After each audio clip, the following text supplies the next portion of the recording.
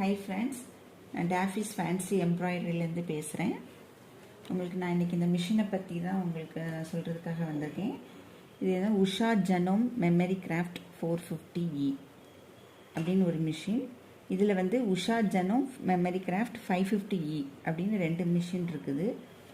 இந்த மிஷின் வந்து விலை வந்து கொஞ்சம் கம்மி. அதை கம்பேர் பண்ணும்போது 550Eயோட கம்பேர் பண்ணும்போது இந்த விலை வந்து கொஞ்சம் கம்மி.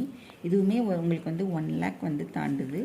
ஆனால் இது வந்து லேடிஸ்க்கு, வீட்டில் இருக்கிற லேடிஸ்க்கு ஏதாவது ஒரு பிஸ்னஸ் பண்ணணும், ஏதாவது வீட்டில் இருந்தே பண்ணணும், குழந்தைகளையும் வந்து கவனிச்சுக்கிட்டு ஒரு பிஸ்னஸ் பண்ணணும் அப்படின்னா இந்த மிஷின் வந்து ரொம்ப ஹெல்ப்ஃபுல். ஆனால் இதுக்கு முன்னாடிலாம் என்ன அப்படின்னா மிஷின் வந்து கற்றுக்கிட்டு தான் நம்ம வந்து போட முடியும். அந்த மாதிரி ரெனியூ மிஷின் அப்படிங்கிற ஒரு மிஷின் இருக்குது, இப்போ வரைக்கும் இருக்குது.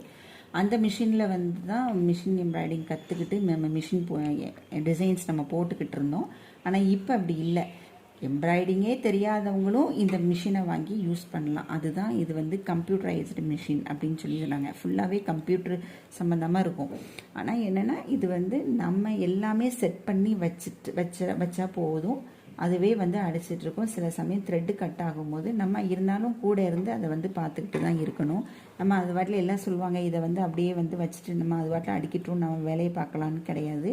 ஏன்னா திடீர்னு பார்த்தீங்கன்னா ஏதாவது ஒரு ட்ரபிள் வரும். அதனால் நம்மளும் கொஞ்சம் அது கூட இருந்து அதை பார்த்து பண்ணுறது நல்லது. இதுதான் இந்த மிஷின், பார்த்துக்கோங்க. இதுதான் ஸ்டார்ட் பட்டன், ஸ்டாப் பட்டன் இதில் இருக்குது. இதில் வந்து இதுதான் வந்து பாபின் போடுற இடம். இதுதான், இதை லைட்டாக கிளிக் பண்ணி விட்டாலே நீங்கள் போதும் பாபினை வந்து இது பண்ணுறது. அதுக்கப்புறம் இது வந்து நம்மளுக்கு மெயின்.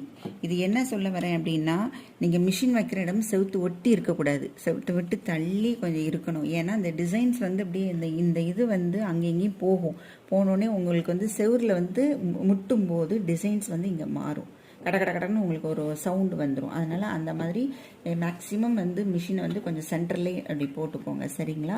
அதுக்கப்புறம் இதுதான் அந்த மிஷினோட மெயினான பார்ட்டே வந்து இதுதான். இது பார்த்தா கிட்டத்தட்ட ஒரு கம்ப்யூட்டர் செல்ஃபோன் மாதிரி இருக்கும். இதுதான் இந்த மிஷினில் கொடுத்துருக்கிற ஆப்ஷன்ஸ் எல்லாமே. ஆனால் இதுக்குள்ளே வந்து இந்த மிஷினை பொறுத்த வரைக்கும் அவங்க என்ன பண்ணியிருப்பாங்கன்னா ஒரு 30 டிசைன்ஸ் கிட்ட கொடுத்துருப்பாங்க. இப்போ வந்து நான் சொல்கிறேன். இப்போ வந்து இதுதான் அந்த ஹோம் அப்படின்ட்டு. இந்த ஹோமை நீங்கள் ப்ரெஸ் பண்ணிங்கன்னா இந்த 3 வகையானது இருக்கும். இப்போ இதை வந்து கையை வச்சே நம்ம ப்ரெஸ் பண்ணலாம். ஆனால் அவங்க அதுக்குன்னு ஒரு நீடில் வந்து ஒரு இது மாதிரி கொடுத்துருக்காங்க, பிளாஸ்டிக்கில் ஒன்று கொடுத்துருக்காங்க. ஸோ இதை வந்து இந்த சைடில் வந்து இப்படி ஃபிட் பண்ணி நம்ம வச்சுக்கலாம். ஏன்னா எங்கேயா மிஸ் ஆகிடக்கூடாது அப்படின்னு சொல்லிட்டு இதை எடுத்துக்கலாம். இதை எடுத்து தான் வந்து என்ன பண்ணணும் அப்படின்னா இந்த மாதிரி ஹோமில் போய் இதை ப்ரெஸ் பண்ணி இது 3 வகையான கொடுத்துருப்பாங்க. இது வந்து பூக்கள், நிறைய ஃப்ளவர்ஸ் எல்லாமே இருக்கும். சின்ன சின்ன ஃப்ராக்லாம் போட்டு குழந்தைகள் இருக்கும், அப்படியே அந்த மாதிரிலாம் இருக்கும்.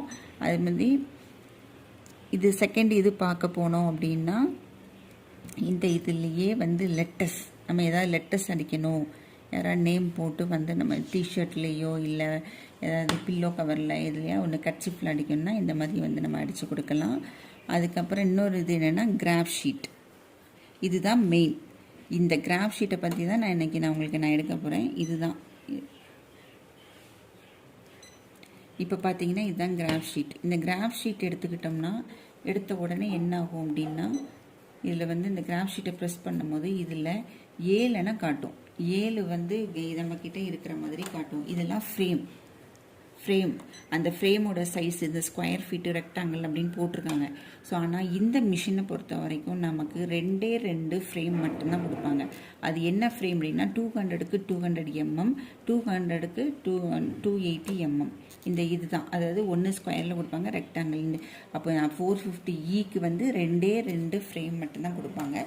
அந்த ஃபஸ்ட்டு ஃப்ரேம் பற்றி நான் இப்போ உங்களுக்கு சொல்கிறேன்.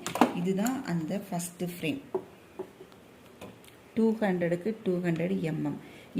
இப்போ நான் அந்த 200க்கு 200 mm ப்ரெஸ் பண்ண உடனே என்னென்னா கிராஃப் ஷீட் வந்துடும். இந்த கிராஃப் ஷீட்டை இப்போ இதை வச்சு தான் நம்ம என்ன பண்ணுறோம் அப்படின்னா இது வந்து கிட்ஸுக்கு, அதாவது மோஸ்ட் ஆஃப் வந்து இது என்னென்னா சின்ன சின்ன பூ போடுறதுக்கு, சாரியில் அங்கங்கே பூ போடுறதுக்கு, அதுக்கெல்லாம் வந்து இந்த மாதிரி சின்ன சைஸு ஃப்ரேம் வந்து யூஸ் பண்ணலாம். கழுத்துனுக்கு நிறைய சிலவங்களுக்கு என்னென்னா நான் சின்ன பிள்ளைங்களுக்கு 4, 5 வரும். அதில் வந்து ஒரே இதில் வச்சு நீங்கள் இந்த டிசைன்ஸ் போட்டுடலாம். அதுக்குள்ள ஃப்ரேம் இது கிராஃப் ஷீட்டு தான். இது வந்து ரொம்ப மெயினான ஒரு ஷீட்டு. இதை வந்து என்ன பண்ணணும் அப்படின்னா இந்த 4 இடத்துலையும் ஒரு ஹோல் மாதிரி இருக்கும் உங்களுக்கு. இதை கொண்டு போய் நம்ம என்ன பண்ணணும்னா இதில் கரெக்டாக செட் பண்ணிடணும். இதுதான் இந்த ஃப்ரேமுக்குள்ளது. அது மட்டும் இல்லாமல் நீங்கள் இப்போ பார்க்க போனீங்கன்னா இதில் வந்து ஃபஸ்ட்டு எப்படி துணி வந்து நான் துணியை வச்சு நான் அடுத்த கிளாஸில் நான் உங்களுக்கு எடுக்கிறேன். ஆனால் இதில் வந்து ஃபஸ்ட்டு இந்த ஃப்ரேம் இதுதான் அந்த ஹூக்கு, லாக்கு அன்லாக்குன்னு இருக்கும் சரிங்களா. இந்த இடத்துல எழுதியிருக்கும். இதை பிடிச்சி இப்படி இழுத்தாலே வந்து உங்களுக்கு இதாயிரும். ஸோ இந்த ஃப்ரேமை இது வச்சு இதுக்கு மேலே நீங்கள் பழைய நியூஸ் பேப்பர் போடலாம், இல்லைன்னா ஃபோம் ஷீட்டுன்னு ஒன்று கிடைக்கிது கடையில், அதை வாங்கிக்கோங்க. அதை வாங்கிட்டு அதுக்கு மேலே துணியை நீங்கள் கிளாத்தை வச்சு அதுக்கு மேலே என்ன பண்ணணும் அப்படின்னா இந்த ஃப்ரேமை ஃபிட் பண்ணிடணும். இந்த ஃப்ரேமை நீங்கள் ஃபிட் பண்ணிவிட்டு இந்த ஃப்ரேமை வந்து இந்த இடத்துல ஒரு இது மாதிரி கொடுத்துருப்பாங்க. இதை வந்து நம்ம டைட் பண்ணிக்கிடணும். ஃபஸ்ட்டு லூஸ் பண்ணி விட்டுட்டு தான் இந்த மாதிரி எல்லா இதையுமே வச்சுட்டு அதுக்கப்புறம் டைட் பண்ணணும். அது மட்டும் இல்லாமல் அந்த எல்லாம் க்ரிப்பாக பிடிக்கணும் அப்படிங்கிறதுக்காக ஒரு இது கொடுத்துருக்குறாங்க, ஆச் மாதிரி கொடுத்துருக்காங்க. இதை வந்து என்ன பண்ணணும்னா இந்த இதில் வைக்கணும். இப்போ வந்து துணி இல்லாதுங்கிறதுனால டக்குன்னு பிடிச்சிக்கிடுது. இதில் வந்து ஒரு காந்தம் மாதிரி இருக்கும், இந்த உள்ளே இருக்குல்ல, இது வந்து காந்தம். இது வந்து இதில் வந்து டக்குன்னு பிடிச்சிக்கிடும். இதை வந்து நான் என்ன பண்ண ஒவ்வொரு பக்கமும் ரெண்டு நல்லா இழுத்து துணியை நல்லா எந்த ஒரு இது இல்லாமல் சுருக்கமே இல்லாமல் நல்லா கிளியராக எடுத்து விட்டுட்டு நீங்கள் இதை பண்ணுங்கள். இதுதான் வந்து இந்த 200க்குள்ளே 200 ஃப்ரேமுக்குள்ளே இதுதான் நான் அந்த செட் பண்ணி வைக்கிறது. இதுக்கு இந்த கிராஃப்ட் ஷீட்டு கொடுத்துருக்காங்க. அடுத்தது நம்ம பார்த்தோம்னா ஃப்ரேமில் 200 × 280 mm, அது ரெக்டாங்கிளில் இருக்கும். 28B ஓகேவா. அதுதான் இதில் வந்து என்ன இருக்குன்னா 14×10 அப்படின்ட்டு இருக்கும். இது 4 கட்டமாக இருக்கும். இதுதான் வந்து மெமரி கிராஃப்டில் முக்கியமான ஒரு ஃப்ரேம். அந்த ஃப்ரேமை தான் பற்றி நம்ம பார்க்க போகிறோம். அந்த 200 ஃப்ரேம் மாதிரியே தான் இது, ஆனால் சைஸ் வந்து பெருசு. இதுலேயுமே லாக் அன்லாக் அப்படின்ட்டுருக்கு. இந்த லாக் அன்லாக்கை வந்து எங்கே கொண்டு போய் ஃபிட் பண்ணணும்னு நான் அடுத்த கிளாஸில் நான் எடுக்கிறேன் கிளியராக. இப்போதைக்கு இந்த ஃப்ரேமை பற்றி மட்டும் நான் சொல்கிறேன்.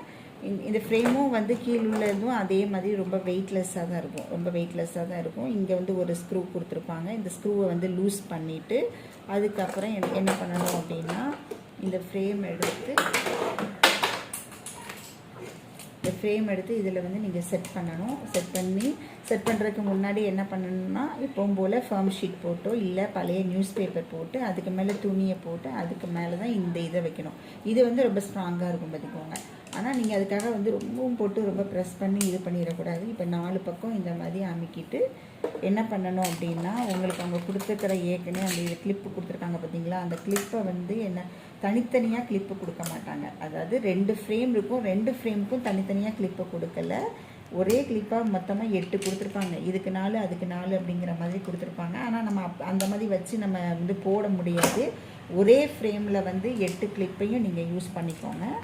இந்த இடத்துல ஒரு இது மாதிரி இருக்கும், அந்த ஒரு நாட் மாதிரி இருக்கும். இந்த இதில் உள்ள காந்தம் போய் அதில் போய் அப்படி பிடிச்சிட்டு இவ்வளோ தான் டைட் பண்ணிவிட்டு சில இடத்துல வந்து என்னென்னா கொஞ்சம் லூஸாக இருக்கும். அப்போ நீங்கள் அந்த இடத்துல என்ன பண்ணணும் அப்படின்னா சின்னதாக ஒரு பேப்பர் வச்சுட்டு அதுக்கு மேலே இதை பிடிச்சி நீங்கள் கிளிக் பண்ணிங்கன்னா துணி வந்து சுருக்கம் இருக்காது. இதில் முக்கியமாக சொல்லணும் அப்படின்னா துணி வந்து சுருக்கம் இல்லாமல் நல்லா டைட்டாக பண்ணிடணும். அதுக்கப்புறம் பார்த்தீங்கன்னா இதுதான் கிராஃப்ட் ஷீட், இது மெயினான ஷீட்டு. இதை ரொம்ப பத்திரமா நீங்கள் வச்சுக்கோங்க. ஏன்னா நம்ம யூஸ் ஆக கண்டிப்பாக இது வந்து அப்படியே பிரிஞ்சுட்டே தான் வரும். ஆனால் இது வந்து நீங்கள் வாங்கிக்கலாம், இந்த உஷாவில் சொல்லி நீங்கள் அதை வாங்கிக்கலாம். இதுதான் லெஃப்ட்டு ரைட்டு அதே தான் இதுலேயும் இருக்கும். இதுலேயும் வந்து அந்த 200ல் நான் சொன்ன மாதிரி இதுலேயும் வந்து 4 பக்கத்தில் வந்து ஹோல் இருக்கும். அந்த வந்து இதில் ஃபிட் பண்ணிடணும். எதுக்கு இதை ஃபிட் பண்ணணும் அப்படின்னா இதை வச்சு தான் நம்ம டிசைனே மேக் பண்ணணும். கரெக்டாக டிசைனை எங்கே செட் பண்ணணும் அப்படிங்கிறதுக்காக தான் வந்து இந்த ஃப்ரேமை வந்து நம்ம யூஸ் பண்ணுறோம். அடுத்த கிளாஸில் அடுத்தடுத்த வீடியோ நான் உங்களுக்கு போடுறேன். இந்த வீடியோ உங்களுக்கு ரொம்ப யூஸ்ஃபுல்லாக இருக்கும்னு நினைக்கிறேன் ஃப்ரெண்ட்ஸ். தேங்க்யூ.